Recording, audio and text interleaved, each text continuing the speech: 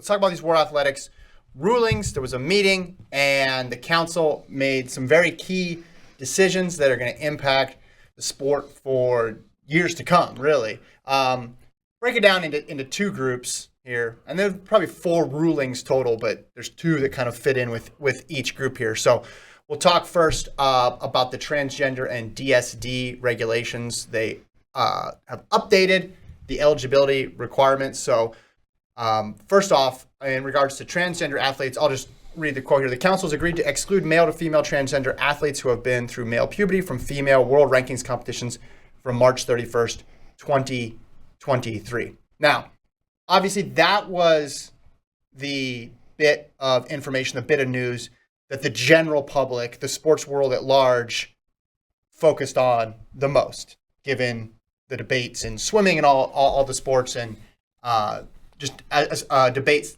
that is going on in society at large. But in terms of track and field, professional track and field, I should say, the updates on DSD were really important. And the DSD updates are as follows. There used to be restrictions just from 400 to the mile. So if you are a DSD athlete who wanted to compete, it was basically 100, 200, or you had to go all the way up 5K and beyond for championship races. Steeple. We also saw, we saw some steeples too. That's correct. We saw some 2,000s, some 3,000s, but in terms of championship events, steep 3,000 meters and up. So now there is no group of events. It's all of the events. Also, the amount of testosterone that's allowed to be in the athlete system has dropped. It's 24 months out instead of 6 months. So there won't be any of these athletes, we assume, in this year's World Championships. And it's going to be a much longer process for those athletes who were competing to be able to compete in events that are eligible for world rankings, which is just a way of saying, basically, you can't compete in World Championships or Olympics. Yeah, right? They basically are. All the DSD athletes left the 4th through the mile and went faster or shorter distance or longer distance. Now they're saying none of those athletes are going to be eligible for any distance. And first of all, when they first made the ruling of the DSD athletes, when they're like, hey, it only affects 400 to mile, it's like, you just are trying to target Caster Semenya because that's what she's good at. Mm-hmm. So this literally, because she had done a 400 before and run the 1,500 in a World Championship. It was very obvious. So this at least makes a little more sense, practicality. If you're going to make a ruling, you don't make a ruling centered around one athlete. You make a ruling centered around the sport. So at least they're recognizing that. But the reality is this is going to affect mainly 2 notable athletes, Christine Mboma and Francine Niyonsaba. Francine Niyonsaba, Mboma in the 200, Niyonsaba in the 5 and 10. Both are medal contenders. Both are gold medal contenders. And their basically careers, just like that, basically over. Drastically changed. Yeah. I mean, it is, and you feel for those athletes because they did nothing wrong. They were competing within the rules, and there's been a bunch of adjustment in the rules. For a while, it was, okay, you're free to compete. Then it was, if you want to compete, you need to take the medication, which Semenya and other athletes have spoken out about. And then it was, okay, you can compete, but it needs to be in these set of events that supposedly are immune from restrictions. So it's just been one thing after the next, and to gear your whole life around being a professional athlete and then finding out, okay, things have changed dramatically. And now I don't know if this has been in the works for a while and people have found out. I know there's been some rumblings of, they're going to tighten the restrictions, and they're more likely to tighten the restrictions than to loosen the restrictions. And all of their successes accelerated this process, right? And that's the irony, and for them, the cruel irony of it is, if they weren't so successful, then this decision never would have come about. They would have said, if they're finishing 8th or 12th or 5th, no one's going to say anything. But when Caster did her thing where she was winning, it became an issue. Mm-hmm. It is interesting. I mentioned this before, but Caster's time, she was not running 148 800s. She was running times that now 2 women run. She was running 155 and 154. You know who can run 155, 154? Keely Hutchinson and Athing Mo. Mm-hmm. So and Christina Boma, she was getting beat by Elaine Thompson-Herah. And Nian Samba, Safana San can beat Nian Samba, and Faith Kipyegon could probably beat Nian. Like, there's different women who could beat Nian Samba. So it is a little, I have a little bit of a hard to wrap my head around it, because these women, while they were good and they were winning or medaling, they weren't unbeatable. Like, there are women who can beat these DSD athletes. So the competitive advantage, while they probably do have a competitive advantage because of elevated testosterone, it wasn't elevated so much where they were literally in a different category of, like, you wouldn't expect a Thing Mo to race a 148 runner and beat that person. So, but that's not what was happening. So it is frustrating. I disagree with it. I think they should let the DSD athletes run, and I think DSD is an issue if those DSD athletes are running ridiculous, like breaking world records by multiple seconds or multiple tenths of a second. But they weren't doing that, and so with Semenya, you go back to when she came on the scene in Berlin World Championships, and she's been under the microscope like ever since then. And again, I feel for her on like a human level, on like a personal level of having to go through all that and the ups and downs. And she just ran World Cross, that relay. Do you remember? Because it was 4x2K. Yeah. And because it was 2 kilometers, she was allowed to compete. But it totally altered, basically halted her career. And I think this decision is going to have a similar impact on these other athletes. We don't know what choices, they're going to make moving forward with their medical care and anything like that. So, are they going to take medication or not? But you have to at least have some sort of empathy for them. Do you want to talk about the Russia decision now? Yeah. Is there anything else? I mean, what else are we? I can't. Our takes aren't really going to change the ruling, right? It is what it is.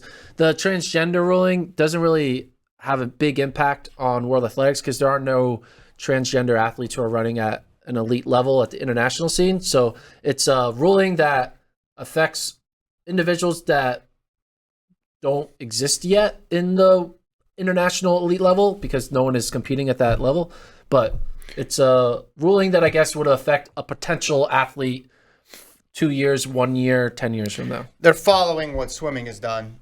International Swimming, FINA, the governing body of swimming. I thought this quote was interesting in the World Athletics release. It became apparent that there was little support within the sport for the option that was first presented to stakeholders, which required transgender athletes to maintain their testosterone levels below 2.5 nanomoles per liter for 24 months to be eligible to compete internationally in the female category. That right there is them saying, okay, well, we floated this out there, and the stakeholders, which you don't know, no one's name's attached to stakeholders, they didn't like it, so we went in this direction. I always thought even when that proposal was floated that they would end up where they are now. I think once swimming made their ruling, I thought it was because you listen to Seb Coe's comments, it's pretty obvious the direction with which he was going in regards to this issue. And also, when you're making all these comments as it pertains to DSD athletes, well, then you got to assume, all right, well, then what's the policy going to be to transgender athletes? It's going to be something tighter, right? Yeah. It's going to be more restrictive. It's not going to be the same or less restrictive. But you want to go to Russia now? So, I don't want to go to Russia. So Russia, we getting plane tickets? No. Their 7-year ban lifted. Wow. For doping. I feel like we've been talking about that story for 7 years. It's like, hey, they're in, they're out. Yeah. Banned from the Olympics. Neutralized athletes. So, but they're still banned because of the war in Ukraine. So they lift the ban and then reban them? Yes. It's hey. It's and now you're back out. Now you're out. In and out. Russia and Belarus. What was the moment when the ban was lifted but not reinstated? Like was it like for like a weekend where like all the Russians? No, I mean it was the same statement. So they lifted it and closed it.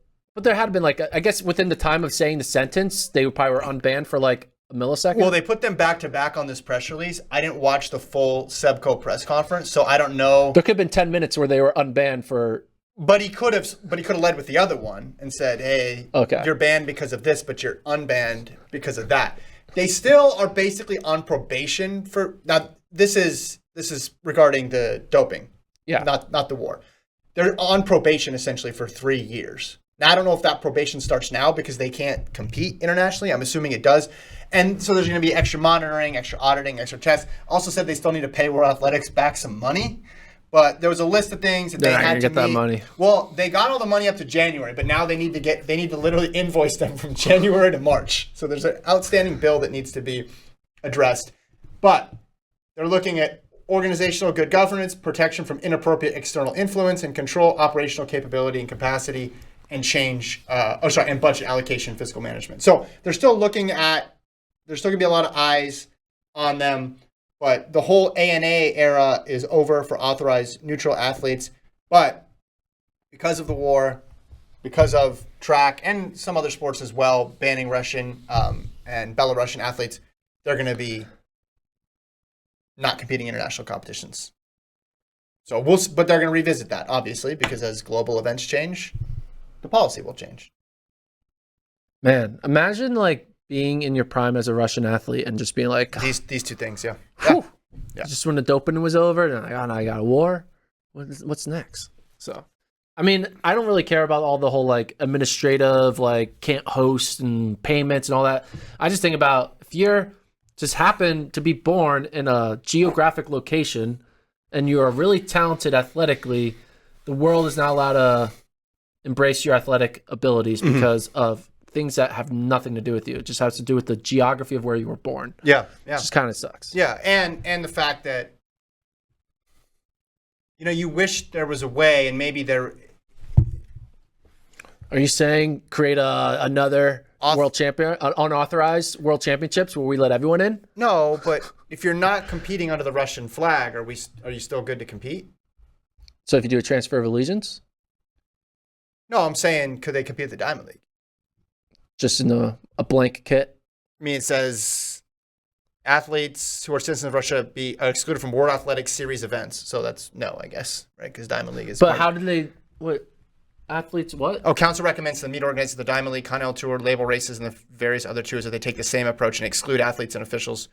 Okay, so they're recommending it. I guess that doesn't mean they have any ability to do it.